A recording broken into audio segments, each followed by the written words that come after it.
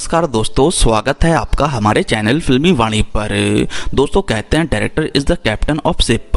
वो अपने विजन और थॉट प्रोसेस से आपको पर्दे पर क्या दिखा रहा है और उसमें आप क्या देख पा रहे हो, ये डायरेक्टर की काबिलियत पर निर्भर करता है। उसकी यही काबिलियत फिल्म की क्रिटिकल प्रेजेंस को बढ़ाने का भी कार्य करती है। फिल्म में डायरेक्टर कुछ सीन्स, कुछ वन लाइनर डायलॉग्स या कुछ डिटेलिंग के थ्रू कुछ ना कुछ बतलाने की कोशिश करता है। वहीं कभी कभी हम एज एन ऑडियंस उन चीजों को आसानी से समझ लेते हैं, तो कभी कभी ऐसा भी होता है कि हम फिल्म की मेन स्टोरी प्लॉट से तो जुड़ जाते हैं, लेकिन उन पॉइंट्स को समझ नहीं पाते जो डायरेक्टर बतलाने की कोशिश करता है। इसलिए आज के इस वीडियो में हम आपको कुछ हिडन थ्योरीज, डिटेल्स, फिल्मों की कहानी के रेफरेंस और लॉजिक बिहाइंड द सीन्स की जानकारी देंगे जो शायद आपको इससे पहले पता नहीं होंगे। तो दोस्तों, चैनल को सब्सक्राइब करें और वीडियो के साथ बने रहें। वीडियो की शुरुआत करते हैं RRR से। दोस्तों, RRR जिस समय अपने प्री प्रोडक्शन में थी, उसी समय फिल्म के इनिशियल पोस्टर में हमें आग और पानी का कॉन्सेप्ट देखने को मिला था, जिसमें जूनियर NTR को पानी से और रामचंद्र को आग के साथ डिनोट किया गया था। इवन फिल्म के इंटरवल सीक्वेंस में हमें एक मेजर एक्शन सीक्वेंस देखने को मिलता है, जहां पर आग और पानी का कॉन्सेप्ट बहुत ही ब्यूटीफुली प्रेजेंट किया गया था। यही चीज इस मास मसाला कमर्शियल फिल्म के क्रिटिकल डिपार्टमेंट में कुछ स्टार्स बढ़ाने का कार्य करती है। दोस्तों, SS राजामौली ने आग और पानी के कॉन्सेप्ट के थ्रू अपने दोनों मेन प्रोटैगनिस्ट के कैरेक्टरिस्टिक्स को बहुत ही सेटल वे में बता दिया था। जूनियर NTR पानी की तरह शांत और संयमी है, वहीं फिल्म में रामचंद्र को बहुत ही गुस्सैल दिखाया गया था, लेकिन पानी आग को बुझा देता है और आग पानी को भाप बना देती है। और जब ये दोनों साथ नजर आते हैं तो कहीं ना कहीं एक एनर्जी क्रिएट होती है, और यही लॉजिक था राजामौली की फिल्म RRR के पीछे, जिसे गोरे अंग्रेजों ने भी काफी पसंद किया।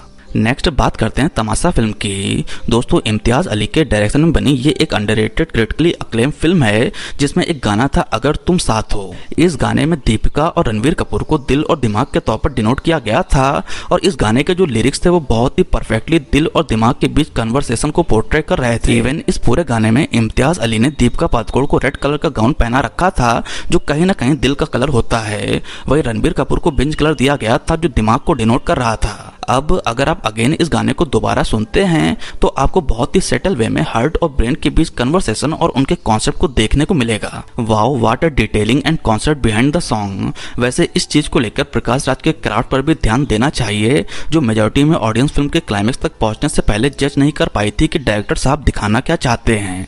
बात हो रही है 2010 की फिल्म राजनीति की, जिसमें अजय देवगन, रणवीर कपूर, अर्जुन रामपाल, नाना पाटेकर, मनोज बाजपेयी और नसीर साहब जैसे लेजेंडरी एक्टर्स नजर आए थे। बहुत कम लोगों को मालूम था कि महाभारत का मॉडर्न डे एडॉप्टेशन है, और अब डायरेक्टर की ब्रिलियंसी देखिए कि फिल्म के खत्म होने तक भी बहुत से लोगों को ये मालूम नहीं था कि उन्होंने महाभारत पर आधारित फिल्म देखी है। लोग उस समय तक महज कैटरीना को सोनिया गांधी से कंपेयर कर रहे थे, लेकिन इस बीच डायरेक्टर साहब ऑडियंस के साथ खेल गए। फिल्म में रणवीर कपूर का रोल अर्जुन, नाना पाटेकर का भगवान कृष्ण, कैटरीना का द्रौपदी, अर्जुन रामपाल का युधिष्ठिर, मनोज बाजपेयी का दुर्योधन, नसीर साहब का सूर्यदेव और अजय देवगन का कर्ण पर आधारित था। इससे कहते हैं डायरेक्टर की मास्टरी। नेक्स्ट बात करते हैं विक्रम वेदा की। R माधवन और विजय सेतुपति स्टारर ये फिल्म अपने नाम से ही सजेस्ट कर देती है कि ये फिल्म विक्रम और बेताल की लोक कथाओं के कॉन्सेप्ट पर आधारित है। जिस तरह बेताल विक्रम से सवाल करके उसे दुविधा में डाल देता था, ठीक वही कॉन्सेप्ट इस फिल्म में भी देखने को मिलता है। अगर मेकर्स इसके टाइटल और स्टार्टिंग में जो एनिमेशन सीक्वेंस दिखाया गया था,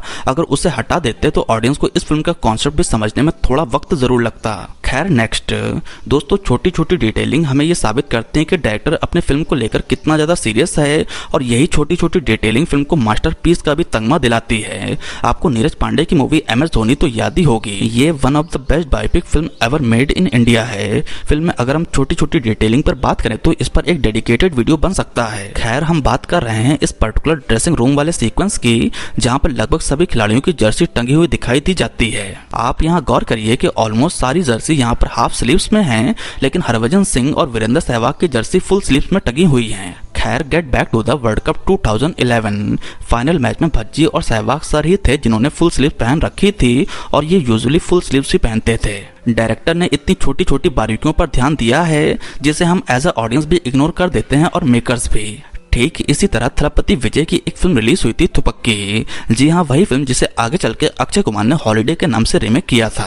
AR मुरुगदास के निर्देशन में बनी ये थलपति विजय की कैरियर की one of the major blockbuster film है। फिल्म में एक सीन था जहाँ पर थलपति विजय एक बोट या काइंड ऑफ शिप में एक बॉम्ब प्लांट करते हैं और उसकी टाइमिंग को 15 मिनट बाद की रखते हैं। आपने शायद ध्यान नहीं दिया होगा, लेकिन उस सीन के एग्जैक्टली 15 मिनट के बाद ही वो बॉम्ब ब्लास्ट होता है। यही है AR मुर्दास सर की ब्रिलियंसी।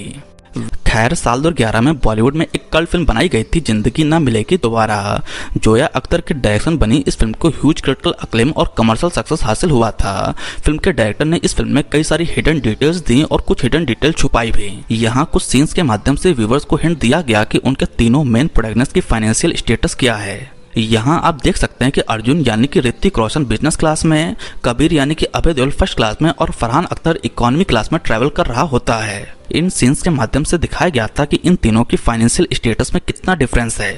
प्लस इस स्काई डाइविंग वाले सीक्वेंस में आपने शायद गौर नहीं किया होगा कि इस पूरे सीक्वेंस में कैमरे का फोकस फरहान अख्तर पर किया गया था। ऐसा इसलिए क्योंकि इन तीनों में फरहान अख्तर ने ही स्काई डाइविंग करी थी और बाकी दोनों के बॉडी डबल ने इस सीक्वेंस को फिल्माया था। यहाँ पर हम कह सकते हैं कि डायरेक्टर साहब ने इस चीज को यहाँ पर छुपाने की कोशिश करी थी। खैर नेक्स्ट दोस्तों, बेस्ट कॉमेडी फिल्मों की बात की जाए तो उसमें गोलमाल अनलिमिटेड को कोई कैसे भूल सकता है। दोस्तों इस चीज ने हंसा हंसा के ऑडियंस का पेट तो फुला दिया था, लेकिन हम में से बहुत से लोगों ने इस फिल्म के टाइटल पर शायद ध्यान भी दिया ना हो। आपको बता दूं फिल्म के चारों हीरोज का नाम था गोपाल, लक्ष्मण, माधव और लकी, और अगर हम इन नामों से पहले अक्षर को उठा ले तो बन जाता है फिल्म का टाइटल गोलमाल। है ना इंटरेस्टिंग। नेक्स्ट बात करते हैं आशुतोष गवारकर की फिल्म स्वदेश की। ये एक ऐसी फिल्म है जहां पर आपको गजब की डिटेलिंग देखने को मिलती है। मोहन भार्गव एक नासा रिटर्न साइंटिस्ट है जो इंडिया वापस आता है। फिल्म में एक सीन है जहाँ पर दिखाया जाता है कि मोहन भार्गव सिर्फ मिनरल वाटर ही पीता है, लेकिन आगे चलकर वो ट्रेन में एक छोटे बच्चे से पानी खरीद कर पीता है। इस सीन में ये डिनोट किया गया था कि मोहन भार्गव का पहले थॉट प्रोसेस कैसा था और अब उसका थॉट प्रोसेस पूरी तरह से बदल चुका है। इवन इस फिल्म में एक डायलॉग भी था जिसमें कहा जाता है कि अपने ही पानी में पिघलना बर्फ का मुकद्दर होता है। यहाँ मोहन भार्गव को बर्फ की तरह डिनोट किया गया था जो एट द एंड अपने ही गांव में रहने का डिसीजन लेता है। ये छोटे छोटे पॉइंट्स फिल्म के नैरेटिव को पहले ही डिस्क्राइब कर देते हैं जिन्हें हम पहले समझ नहीं पाते। लाइक 2018 की highly underrated film blackmail. Film में बहुत ही छोटी छोटी हिडन डिटेल्स हैं, जैसे कि फिल्म का ये सीन जहां पर इरफान खान एक डस्टबिन लिए हुए हैं और इसमें लिखा है यूज मी। इसके माध्यम से डायरेक्टर मेन प्रोटैगनिस्ट की फीलिंग को डिनोट करना चाहता है कि इस समय वो एक्चुअल में क्या फील कर रहा है। उसे मालूम है कि उसकी वाइफ उसे चीट कर रही है, फिर भी वो उसे फाइनेंशियल सपोर्ट करने को तैयार है। अच्छा, फिल्म के स्टार्टिंग में भी मेन प्रोटैगनिस्ट पैकमैन नाम का गेम खेलता हुआ नजर आता है जिसमें ऑब्वियसली अपने प्लेयर को खुद को बचाना होता है। ये पर्टिकुलर सीक्वेंस फिल्म की कहानी को पूरी तरह से डिस्क्राइब कर देता है। यहाँ 4 ब्लैकमेलर हैं जो एक दूसरे को ब्लैकमेल कर रहे हैं एंड ऑब्वियसली इरफान को इससे खुद को बचाना है। इनफैक्ट फिल्म के लास्ट में भी इरफान उसी गेम को खेलते हुए नजर आते हैं। दोस्तों अगली फिल्म है अनुराग कश्यप की थप्पड़। यहाँ पर तापसी पन्नू को पूरा परिवार का ख्याल रखने वाली लड़की के रूप में दिखाया गया है। फिल्म में एक पर्टिकुलर सीन है जहाँ पर तापसी पन्नू अपने हस्बैंड से कहती है कि मुझे भी ड्राइव करना सिखा दो। बदले में हस्बैंड जवाब देता है कि पहले बिना हाथ जलाए हुए पराठा बनाना सीख लो। आगे फिल्म में दिखाया जाता है कि एक थप्पड़ मारने की वजह से तापसी पन्नू अपने हस्बैंड से डाइवोर्स ले लेती है और फिल्म के क्लाइमेक्स में तापसी पन्नू को गाड़ी ड्राइव करते हुए और इवन पराठा बनाते हुए दिखाया जाता है। ये सीन अपने में बहुत कुछ कहा जाता है। ठीक उसी तरह जब भी कभी आर्मी ऑफिसर को पर्दे पर दिखाया जाता है तो वहां पर बहुत ही छोटी छोटी डिटेलिंग पर ध्यान रखना पड़ता है, अदरवाइज कोई भी ऑफेंड हो सकता है। आपको लक्ष्य फिल्म का ये आइकॉनिक सीन तो याद ही होगा जहाँ पर सभी आर्मी ऑफिसर ड्रिंक कर रहे होते हैं। यहाँ पर captain Jalal played by Sushant Singh lemon juice पीते हुए नजर आते हैं, शायद इसलिए क्योंकि मुस्लिम में शराब को हराम समझा जाता है और फिल्म में इतनी छोटी छोटी डिटेलिंग को बारीकी से ध्यान में रखा गया था। ठीक उसी तरह मैं हूं ना फिल्म में शाहरुख खान एक आर्मी ऑफिसर के रोल में नजर आते हैं और जब वे पहली बार लक्ष्मण प्रसाद से मिलते हैं तो उनकी पहली नजर उनके कंधे और हाथ भी उनके शोल्डर पर जाता है। ऐसा इसलिए क्योंकि जितने भी आर्मी पर्सन होते हैं वे जब भी किसी से मिलते हैं तो उनकी पहली नजर कंधे पर लगे बैचेस पर ही पड़ती है। इसलिए फिल्मों में आप जो भी सीन्स देखते हैं वो यूं ही नहीं दिखाए जाते, उनके पीछे कुछ ना कुछ लॉजिक तो जरूर होता है। वैसे आपको भी अगर ऐसा कोई सीन या कॉन्सेप्ट याद आया हो तो आप नीचे कमेंट सेक्शन में जरूर लिखें, और अगर आप चाहते हैं कि हम इस वीडियो का पार्ट 2 भी लेकर आए तो इसकी राय भी नीचे कमेंट सेक्शन में जरूर दें। अगर आपको हमारा ये वीडियो पसंद आया हो तो प्लीज लाइक करें, कमेंट करें और हमारे चैनल को सब्सक्राइब करें।